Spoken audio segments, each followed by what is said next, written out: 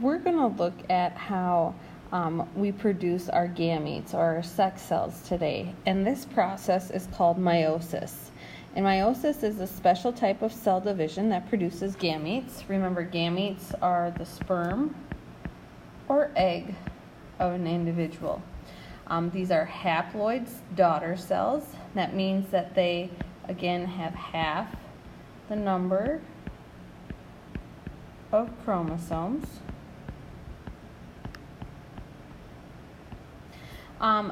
The nice thing about meiosis is that it's very, very similar to mitosis. The biggest difference is that it happens twice, and we refer to the first round as meiosis 1, and the second round is called meiosis 2. Another difference is what you'll notice here is we end up with 4 daughter cells, and they are all haploid. So, in the first stage of meiosis 1, the DNA replicates during interphase. So remember that synthesis part of the cell cycle is when the DNA is replicating. And then we have prophase 1. In meiosis, we indicate that it's prophase 1 because it's part of meiosis 1.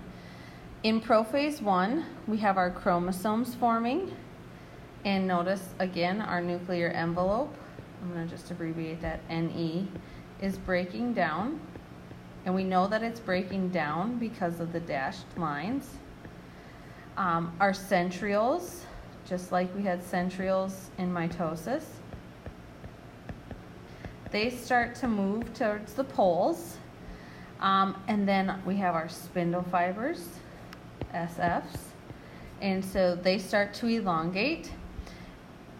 The new piece here is that our homologous chromosomes pair up.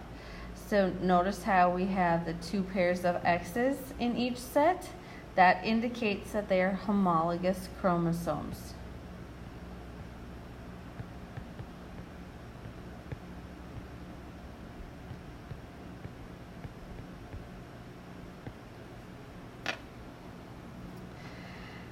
During metaphase 1, by this point, the paired chromosomes are in that center of the cell. So if you drew a line down the middle, you see they're lined up there.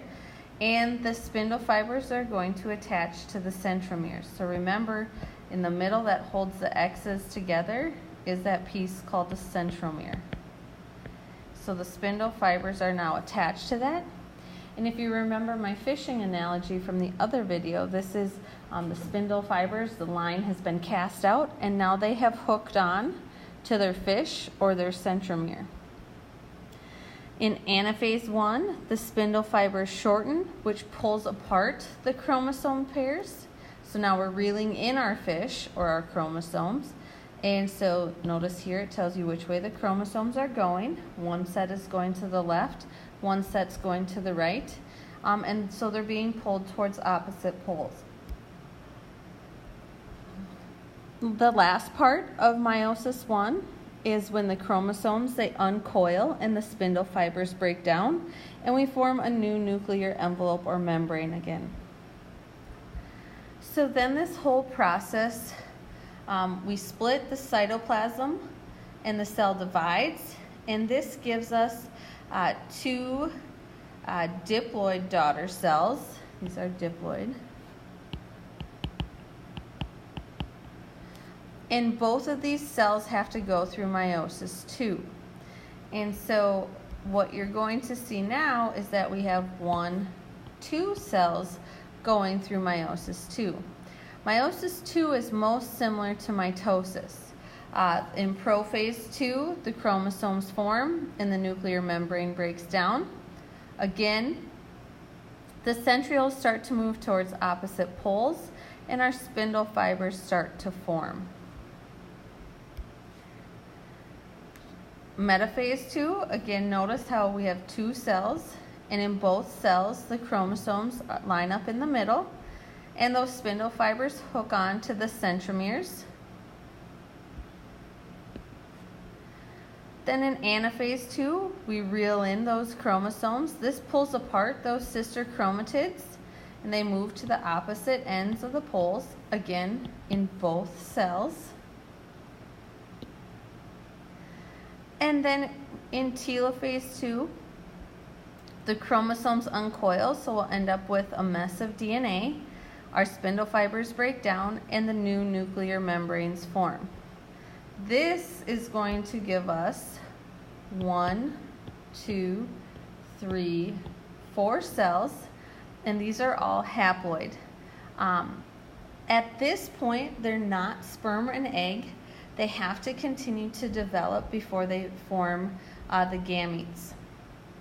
So for example,